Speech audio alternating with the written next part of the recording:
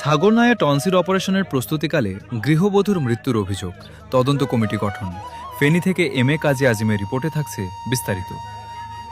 ফেনীর ছাগলনাইয়া উপজেলার মানারাত হাসপাতালে টনসিল অপারেশনের প্রস্তুতিকালে মনিকা আক্তার তিশা নামে এক গৃহবধূর মৃত্যুর ঘটনায় এলাকায় চাঞ্চল্যের সৃষ্টি হয়েছে।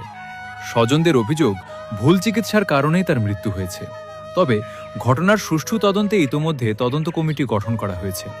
স্বজনদের ভাষ্যমতে বৃহস্পতিবার 11 জুন বিকেল 4টার দিকে মনিকা আক্তার তিশাকে ছাগলনাইয়ার মানারাত হাসপাতালে ভর্তি করা হয়। সেখানে দায়িত্বরত চিকিৎসক ডাক্তার আশিক এলাহি তাকে জরুরি ভিত্তিতে টনসিল অপারেশনের পরামর্শ দেন। অপারেশনের জন্য প্রায় 30,000 টাকা নির্ধারণ করা হয় বলেও দাবি করেন তারা।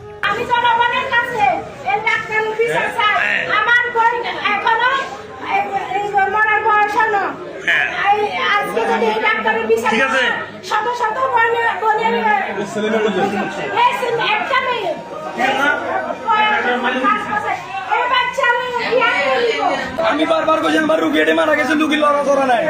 সেগুলোর মধ্যে রুগীর ভিতরে বলে রু আছে, তাড়াতাড়ি ফেনে দিতে বলে। আমি বলছি আমরা ডাক্তার দেন, আমাদেরকে লোকে ডাক্তার কে দিয়ে ফেনে দিতেছি।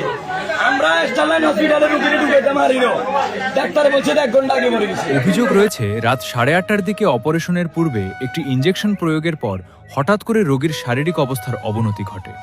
পরে রোগীর অবস্থা আশঙ্কাজনক জানিয়ে তাকে দ্রুত ফেনীর স্টারলাইন স্পেশালাইজড হাসপাতালে স্থানান্তরের পরামর্শ দেওয়া হয়। স্বজনদের দাবি, স্টারলাইন স্পেশালাইজড হাসপাতালে আইসিইউতে ভর্তির পূর্বেই সেখানে দায়িত্বরত চিকিৎসকরা রোগীকে পরীক্ষা করে জানান তিনি অপারেশনের পূর্বে ইনজেকশন দেওয়ার পরেই মৃত্যুবরণ করেছেন। ঘটনার খবর পেয়ে শুক্রবার 12 জুন হাসপাতালটি পরিদর্শন করেন ছাগলনাইয়া উপজেলা স্বাস্থ্য ও পরিবার পরিকল্পনা কর্মকর্তা ডাক্তার আবু তাহের। তিনি জানান, অভিযোগের বিষয়টি খতিয়ে দেখতে একটি তদন্ত কমিটি গঠন করা হয়েছে।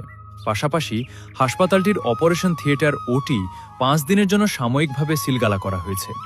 ডাক্তার আবু তাহের বলেন, তদন্ত প্রতিবেদনের ভিত্তিতে পরবর্তী প্রয়োজনীয় ব্যবস্থা গ্রহণ করা হবে।